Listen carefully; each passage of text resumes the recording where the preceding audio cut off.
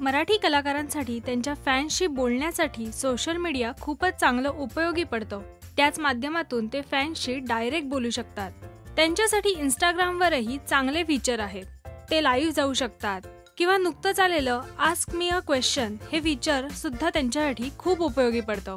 त्यावर कलाकारही त्यांच्या प्रश्नांची उत्तरं देऊन ते इन्स्टा स्टोरीवर टाकतात। याद्वारे बरेचदा कलाकारांच्या नवीन प्रोजेक्टविषयी किंवा सिनेमांविषयी देखील माहिती मिळते। अभिनेत्री प्राजक्ता माळीने नुकतंच हे फीचर वापरलं। त्यामध्ये तिला एकाने विचारलं की नेक्स्ट मूवी, त्यावर तिने वाय असं उत्तर दिलं। शिवाय दुसऱ्या एकाने तिला डोक्याला शॉट चित्रपटातील तिच्या अभिनयाची तारीफ करून पुढील चित्रपट कधी येणार असं विचारलं। त्यावर प्राजक्ताने बिफोर दिवाळी असं उत्तर दिलं। या दोन्ही उत्तरावरून प्राजक्ता दिवाळीच्या आधी अजून कोणतातरी धमाल आणि भन्नाट चित्रपट प्रेक्षकांच्या भेटीला आणणार आहे हे कळून येतं।